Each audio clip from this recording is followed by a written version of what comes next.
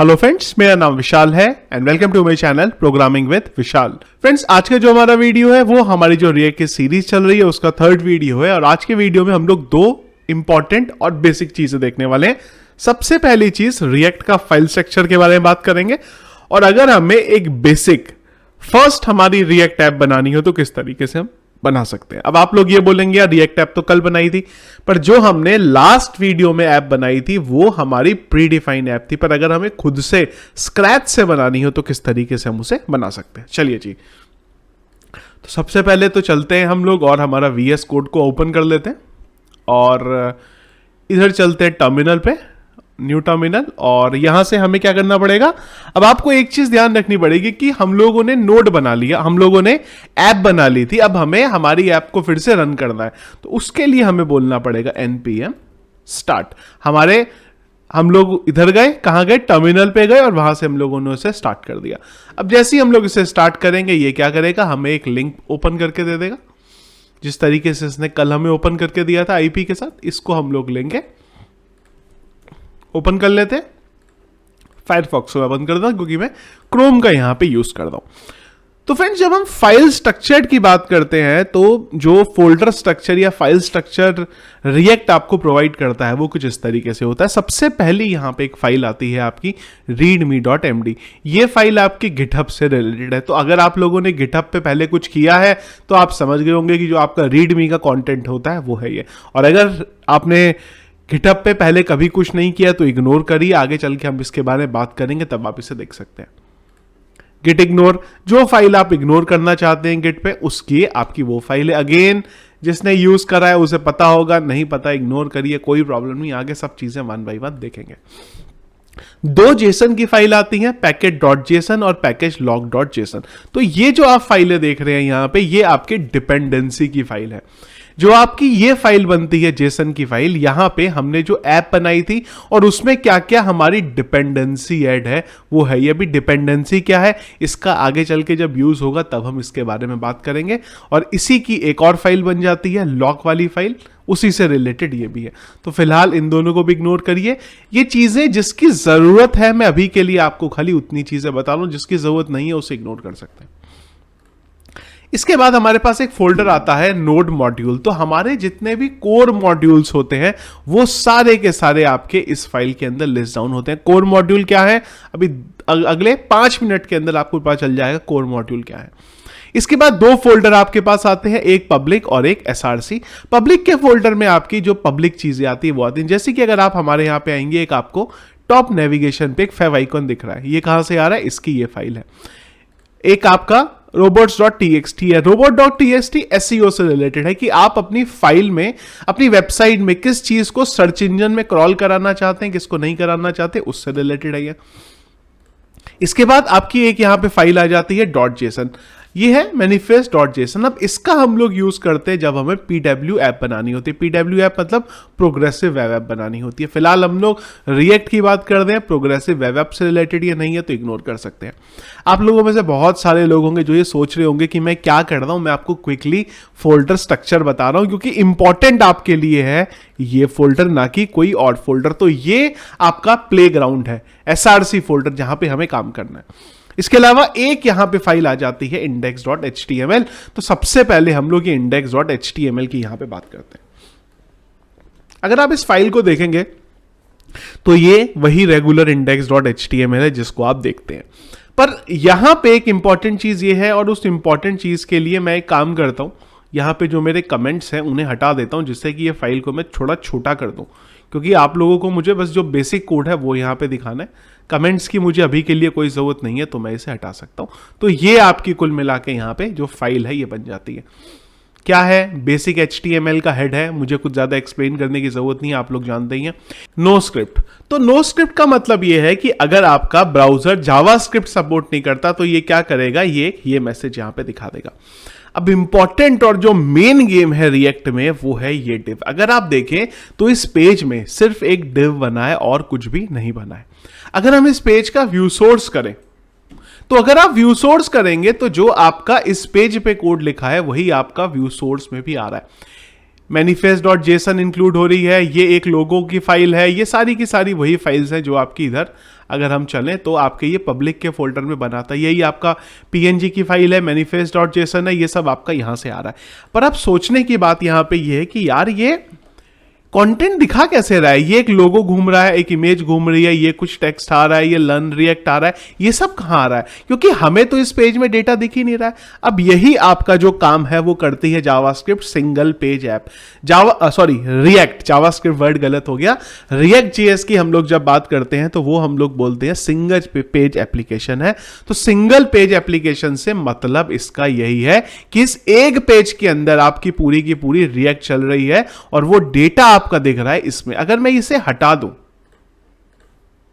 क्या हुआ, आपका कोड जो था वो यहां पे चलना बंद हो गया। क्या होता है कि ये जो डिव है, इस डिव के अंदर यानी कि इस आईडी के अंदर हम लोग बताते हैं रिएक्ट को कि हमारे जितने भी कंपोनेंट हैं वो सारे के सारे कंपोनेंट हमें इस जगह पे दिखाने। अब आप लोग बोलेंगे यार ये कंपोनेंट क्या होता है, अभी डिटेल में पढ़ेंगे, पर अभी बेसिक लेवल पे कंपोनेंट समझते हैं। जैसे कि एक ये पेज है, इस पेज में क्या है, एक टॉप नेविगेशन है यानी कि एक ये कंपोनेंट है, एक लेफ्ट नेविगेशन है यानी कि एक ये कंपोनेंट है, एक बीच में एरिया है यानी कि ये एक कंपोनेंट है। टेलीग्राम पे अगर हम आए तो क्या है, एक ये बना दिया हमने बॉक्स, ये एक कंपोनेंट बना दिया, ये जो सेक्शन है ये एक कंपोनेंट बना दिया जिसको हम लोगों ने लूप पे घुमा दिया। इस तरीके से हम लोग कंपोनेंट बनाते हैं। अगर कुछ कंफ्यूजन है अभी भी तो अभी जब आगे चल के पढ़ेंगे तब आप जो कंपोनेंट है उसके बारे में भी यहां पे समझ जाएंगे। index.html पे आपको फिलहाल के लिए कोई छेड़खानी नहीं करनी है, ये जैसा है इसे आपको रहने देना है, इसे बंद कर देते हैं। अब मेन आते हैं, जो मैंने आपको बोला था आपका प्लेग्राउंड। आपका जो प्लेग्राउंड है वो है एसआरसी फोल्डर। अब कैसे चलता है रिएक्ट कि जब भी आप अपनी वेबसाइट को ओपन करते हैं सबसे पहले ये ओपन करता है index.js को, और इस index.js में जो भी चीजें पड़ी हैं उसके बेस पे ये सारा आपका रेंडर करके दे देता है। जैसे कि यहां पे कुछ इसने रिएक्ट है, रिएक्ट डॉम इंक्लूड किया है, पता नहीं क्या है ये रिएक्ट डॉम। चलते हैं एक बार फोल्डर में, तो आपको याद होगा थोड़ी देर पहले मैंने आपको बोला था नोड मॉड्यूल्स। तो ये जो आप यहां देख रहे हैं ना, ये रिएक्ट डॉम, ये सारे के सारे आपके यहां पे मॉड्यूल बने। अगर मैं थोड़ा नीचे आऊं और आर से सर्च करूं तो देखिए रिएक्ट डॉम, रिएक्ट, तो ये सारे के सारे आपके मॉड्यूल हैं जिनको हम यहां पे यूज करने वाले हैं। मॉड्यूल के लिए जावास्क्रिप्ट में हम लोगों ने एक डिटेल मॉड्यूल का जो वीडियो है वो देखा था, तो अगर आपने वो नहीं देखा है तो आप एक बार देख लेंगे तो आपको जो मॉड्यूल की कहानी है वो क्लियर हो जाएगी। ये रहा हमारा मॉड्यूल का वीडियो, ये भी एक बार आप देख लीजिएगा। मैंने देखिए सर्च करके आपको दिखा भी दिया है, वीडियो के डिस्क्रिप्शन पे भी लिंक दे दूंगा, जरूर देख लीजिएगा। ES6 का पार्ट 14 था, मॉड्यूल की क्या वर्किंग होती है उसके लिए। थोड़ा मेरा गला थोड़ा खराब है, आधा टाइम खराब ही रहता है। अब आप बोलेंगे हर 2-4 वीडियो बाद में ये बोल रहा हूँ, जिस वजह से थोड़ा सा इचिंग हो रही है, तो मैं भी थोड़ा सा साउंड आपको अलग से यहाँ पे दिखाई दे। एक बार फिर से चलते हैं। तो यहां पे हमारा क्या है कि एक हमारे पास JS की फाइल है, ये आपका एंट्री पॉइंट है। जब भी index.html लोड होगी पब्लिक से तो वो क्या करेगी, इस index.js को कॉल करेगी। इसके बाद आपकी यहां पे अगली फाइल है app.js, ये एक मॉड्यूल की टॉप लेवल के मॉड्यूल की फाइल है, पर मैं अभी इन सब चीजों में इंटरेस्टेड नहीं हूं। मेरा काम क्या है, इस SRC के फोल्डर पे जाना और इस फोल्डर को डिलीट कर देना और उसे कुछ नहीं करना। फिर भी एक बार क्विकली आपको फाइल बता देता हूं, फिर मैं डिलीट करता हूं। जैसे कि logo.svg, ये जो svg का लोगो है ये यही लोगो है जो आपको यहां पे दिखाई दे रहा है। इसके बाद 2 फाइल आपको यहां दिखती है, setup.test और एक दिखती है app.test.js। ये सारी की सारी फाइल जब टेस्ट केसेस हम बनाएंगे, टेस्टिंग कर रहे हैं, तब के लिए हमारा होगा। मैं फिलहाल के लिए किसी भी चीज में इंटरेस्टेड नहीं हूं, तो मैं बेसिक मेरी जो ऐप है वो फर्स्ट लेवल पे बनाने वाला हूं। तो मैं जाऊंगा SRC में और SRC को बोलूंगा टाटा बाय बाय, मुझे SRC की कोई जरूरत नहीं है। जैसी ऐप में जाओगे तो ऐप कत्लेआम मचा देगी और वो बोलेगी भाई index.js चाहिए मुझे, जब तक मुझे index.js नहीं मिलेगी मैं चलूंगा नहीं। मैं बोलूंगा कोई बात नहीं, हम हैं यहां पे, हमें क्या करेंगे, एक फोल्डर बनाएंगे नया SRC के नाम से। बन गया। इस SRC के फोल्डर के अंदर हम लोग बनाएंगे एक फाइल जिसका नाम हम लोग रखेंगे index.js। तो यहां पे हमें क्या करना होता है, अगर आप पहले ध्यान दें, हम लोगों ने यहां पे एक app.js का फाइल बनाया था, वहां से हम लोग जो हमारा सारा डेटा है वो फेच करके यहां पे दिखाने वाले हैं। तो इसके लिए हमें क्या करना पड़ता है, सबसे पहले एक रिएक्ट डॉम मॉड्यूल की जरूरत पड़ेगी। तो सबसे पहले हम लोग यहां पे बोलेंगे इंपोर्ट, और इंपोर्ट करने वाले हैं हम रिएक्ट डॉम को। कहां, रिएक्ट डॉम में से, फ्रॉम रिएक्ट डॉम। और ये जो रिएक्ट डॉम को इंक्लूड किया, इसका नाम मैं कर देता हूं यहां पे रिएक्ट डॉम। चलिए जी, सॉरी स्पेस हटाएंगे एक बार, इस तरीके से कुछ। तो यहां पे हमने क्या करा, रिएक्ट डॉम जो है उसको हमने यहां पे इंपोर्ट करा लिया। रिएक्ट डॉम नाम से क्या है, यहां पे हमारे पास एक इस नाम से मॉड्यूल है। इसके बाद आपको जो भी चीज प्रिंट करानी है उसके लिए हमें यहां पे यूज करना पड़ता है रेंडर नाम के एक फंक्शन का। तो रेंडर क्या करता है, जहां पे भी हम जो डेटा दिखाना चाहते हैं वो हमें उससे दिखा के दे देता है। तो हम क्या बोलेंगे यहां पे, रेंडर। सॉरी, ये मैंने कहां डाल दिया, यहां आएंगे रेंडर। जैसे ही मैंने रेंडर बोला तो इसने पता नहीं क्या एक लाइब्रेरी टेस्ट इंक्लूड कर दी, इग्नोर करेंगे इसे, ये गलती से आ गई कुछ इस तरीके से। अभी जो रेंडर है ये दो चीजें लेता है। एक तो ये लेता है कि क्या दिखाना है, लेट्स से मैंने H1 के अंदर बोला विशाल गुप्ता, और कहां दिखाना है, तो मैंने बोला मेरा जो इंडेक्स का पेज है यहां पे एक रूट नाम से आईडी है, इसके अंदर दिखाना है। जावास्क्रिप्ट में है तो हम बोलेंगे document dot gate element by ID, और आईडी क्या है हमारी, रूट। तो हमने यहां पे बोला कि जो रूट नाम की आईडी है उसके अंदर हमारा ये डेटा दिखा दिया जाए, H1 के अंदर हमारा विशाल गुप्ता। अब ये जो रेंडर नाम से फंक्शन है ये पड़ा होता है हमारा रेंडर डॉम के अंदर, कुछ इस तरीके से। अब जब हम आएंगे एक बार यहां पे हिट करेंगे, अभी भी ये चल नहीं रहा है, कोई बात नहीं चल रहा, तो एक बार चलेंगे और हम आएंगे हमारे टर्मिनल पे और यहां पे एक बार बोल देते हैं npm स्टार्ट। वो एक्चुअली हम लोगों ने जब सारी चीजें हटाई ना, तो वो हटाने के बाद क्या हुआ, इसको बोल देते हैं यस, एक बार दोबारा ओपन होने देते हैं। चलिए जी, हो गया, हम आ जाते हैं, रीलोड करते हैं, कंपाइल एरर, तो अभी भी नहीं चल रहा है। अब क्या करें, गलती यहां पे हमने ये करी है कि जब हम लोगों ने npm go यहां से दोबारा स्टार्ट किया था तो वो टाइम पे इसने एक्चुअली में यहां पे इसे खोला और इसने अब इसको पोर्ट चेंज करके एक और यहां पे n1 ऐड कर दिए, क्योंकि हमने बोला था कि ये ऑलरेडी एक पोर्ट पे रन हो रहा है। तो ये देखिए ये क्या हुआ, यहां पे इसने ये करा कि जो हमारा कंटेंट था वो यहां पे आ गया। अब आप बोल सकते हैं कि फाइनली आपने आपका जो फर्स्ट रिएक्ट ऐप है वो यहां पे बना लिया। बहुत छोटा सा खाली नाम प्रिंट कर रहा है, और अगर इसको स्टैंडर्ड कर दे, हेलो वर्ल्ड कर दें, तो हमारा एक बड़ा वाला स्टैंडर्ड ऐप बन जाता है। पर ठीक है, यहां पे हम फिलहाल के लिए इतने में खुश हो सकते हैं कि चलिए हमने फाइनली एक छोटा ऐप बना लिया है। तो अगर आपका भी ऐप इस तरीके से बन गया है तो फटाक से वीडियो को लाइक कर लीजिएगा और कमेंट बॉक्स में एटलीस्ट इतना डाल दीजिएगा, basic app done. BAD simple form, bad कर देते हैं, बैड गलत वर्ड है पर हम लोग इसको पॉजिटिव में ले लेते हैं, बेसिक ऐप डन। चलिए अब यहां पे अगर आप एक इंपॉर्टेंट चीज देखें तो हमने H1 टैग के अंदर डाला। अरे ये तो बहुत ही बढ़िया हो गया। अब H1 टैग मतलब हमारा HTML का टैग। अब अगर HTML का टैग हमने यहां पे ऐड कर दिया, इसका मतलब क्या है, इसका मतलब तो ये हुआ कि हमारे सारे के सारे HTML के टैग यहां पे ऐड हो जाएंगे अगर मैं यहां पे ऐड करना चाहूं तो। पर ऐसा होता नहीं है। ये जो आप HTML यहां देख रहे हैं, टैग HTML देख रहे हैं, ये एक्चुअली में HTML के टैग नहीं है, इसको हम लोग बोलते हैं JSX, जावास्क्रिप्ट XML। रिएक्ट जो आपका होता है ये HTML को सपोर्ट नहीं करता, ये JSX को सपोर्ट करता है। पर JSX भी आपका मिलता जुलता इसी का भाई होता है, किसका, HTML का ही। तो टैग आपको यहां पे सिमिलर मिलेंगे पर सारे के सारे टैग यहां पे नहीं चलेंगे। क्या क्या नहीं चलेंगे वो हम लोग आगे जाके देखेंगे, स्पेशली एट्रीब्यूट्स में दिक्कत आती है। चलिए जी, अब इस कंटेंट को अगर मैं आपको यहां पे समझाना चाहूं तो हमने क्या बोला, हमने बोला यहां पे इस जगह पे इस आईडी में हमारा ये वाला कंटेंट उठा के डाल दो। थोड़ा सा चेंज करते हैं इसे, मैं बोलता हूं यहां पे विशाल और यहां बोलता हूं H2 टैग के अंदर गुप्ता। अरे ये तो कुछ रेड कलर आ गया, पर अगर ये H1 HTML के टैग के बेस पे चल रहा था तो ये रेड कलर कैसे आया। अच्छा इसको हटा देते हैं, ये इसलिए बोल रहा है, इसको हटा देते हैं इस तरीके से।